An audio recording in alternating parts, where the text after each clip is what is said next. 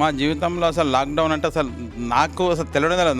నాకు తెలియదు అంటే అర్థం చేసుకోండి. పార్కులో తిరగటం మాకే తెలియదు అంటే బయట తిరగటంలో అసలు తెలియదు. అసలు లాక్డౌన్ అంటే ఉంటుందా అనిపించింది నాకు ముందల. 22వ తారీఖు రోజు జనతా కర్ఫ్యూ అని చెప్పి ప్రధానమంత్రి గారు అనౌన్స్ చేసిండ్రు. ఆ రోజు మేము అందరం ఇంటి మధ్యనే ఉన్నాము. సపోర్ట్ కొట్టినాం, 5 గంటలకు సపోర్ట్లు కొట్టినాం. కొట్టిన తర్వాత కేసీఆర్ గారు వెంటనే ప్రెస్ మీట్ పెట్టి రాత్రి 8 గంటల 7:30 8 గంటల మధ్యలో రేపటి నుంచి లాక్డౌన్ అన్నిటికీ తాళాలు వేయాలన్నాడు. అరే ఏంది లాక్డౌన్ అంటే ఉంటుందా, అసలు ఎట్లుంటుందా అని మాకు కూడా అర్థం కాలేదు. తర్వాత రోజులు గడిచే కొద్దీ అరే లాక్డౌన్ అంటే ఇదా అన్ని తాళాలు పెట్టేసి ఇంటి వద్దనే ఉండాలి, ఇంటికి కూడా వెళ్ళొద్దని అని మాకు అర్థమైంది. ఆ తర్వాత ఏంటంటే వలస కార్మికులు చూస్తే మేము తట్టుకోలేకపోయినాం. నాకు అనిపించింది ఆ టైంలో ప్రధానమంత్రి గారే కానీ మన స్టేట్ గవర్నమెంటే కానీ వాళ్ళ వలస కార్మికులు పోవడానికి ఒక 4 రోజులు టైం ఇచ్చి వాళ్ళని పోయిన తర్వాత లాక్డౌన్ పెట్టితే బాగుండేది అనిపించింది.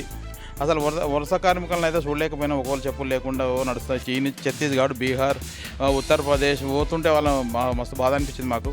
అదేవిధంగా ఇక పోలేని వారు ఏం చేశారంటే వాళ్ళకు మా వంతు సాయంగా మేము మా మేకల భారతి గార్డెన్ ఫంక్షన్లో మా అన్న వాళ్ళు మేము అందరం కలిసి రోజు ఒక 150-200 మందికి ఇక్కడ యాచకులు ఉన్నారు. ఇక్కడ మా ఇంటి పక్కల గుడిసెలు ఉన్నాయి. అక్కడ బుప్పలు బగాయతీ చుట్టుముట్టు వాళ్ళ రోజు వండి పెట్టుకుపోయి మధ్యాహ్నం వరకు భోజనం ఇచ్చేది. సాయంత్రం కూడా మళ్ళీ భోజనాలు ఇచ్చేది. వాళ్ళు దాదాపు ఒక 45 రోజుల వరకు మేము ఇవ్వడం జరిగింది.